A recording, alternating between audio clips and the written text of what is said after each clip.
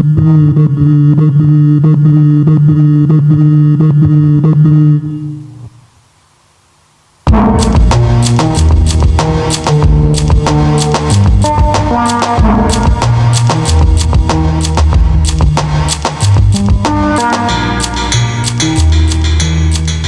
1919 in the U.S. became one of the most violent and consequential chapters in American racial history.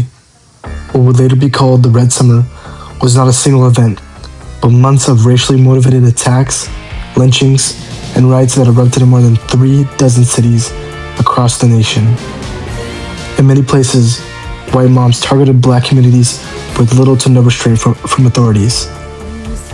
Today, we focus on one of the most intense outbreaks of that time, located in Washington, D.C.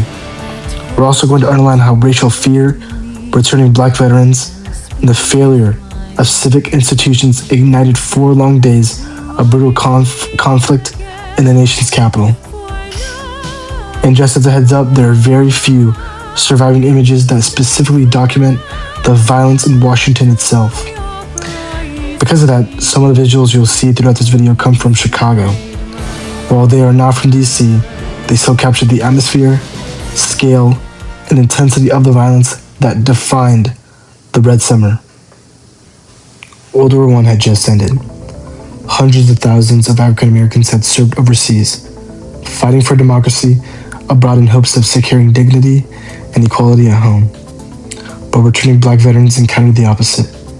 Intense racism, job competition, housing shortages, and white resentment. By mid-1919, racial tensions were igniting across the country, from the south to the north, and even in the nation's capital. Newspapers across cities published sensationalized accounts of alleged crimes, often stoking racial panic and fear. On July 19, 1919, rumors spread throughout Washington that a white woman had been assaulted by a black man. The alleged incident was enough to mobilize angry crowds of white men, including sailors, soldiers, and Marines. These men formed a mob in uniform and marched into predominantly black neighborhoods, beginning a wave of violence that would continue for days. Without clear leadership or restraint by police, the attacks were widespread. Black pedestrians were beaten in the streets, stores were looted, and violence erupted on corners from 7th Street NW to the southwest quadrant. Like many race riots of the year that were one-sided attacks, black Washingtonians resisted. After recognizing that neither local police nor federal officials would protect them, black residents, including veterans familiar with firearms and military tactics, armed themselves. Arms were acquired both legally and on the black market, as gun dealers quickly sold out and police closed legal sales. Neighborhoods rallied to defend homes, storefronts, and lives.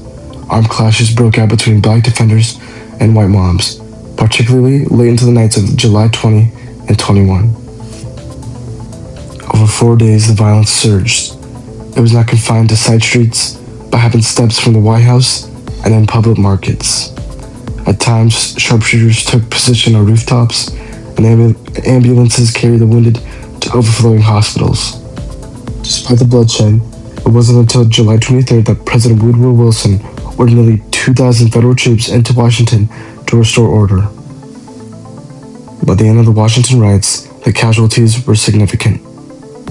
Contemporary estimates vary, with reports of deaths ranging from about 15 up to nearly 40, and scores of people wounded on both sides.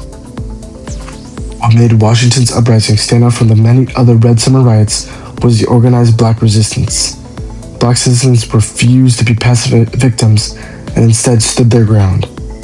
Nationally, the Red Summer would leave an even broader legacy of racial violence, including riots in Chicago, Elaine, Omaha, and beyond, underscoring a nation at war with its own ideals of democracy and equality.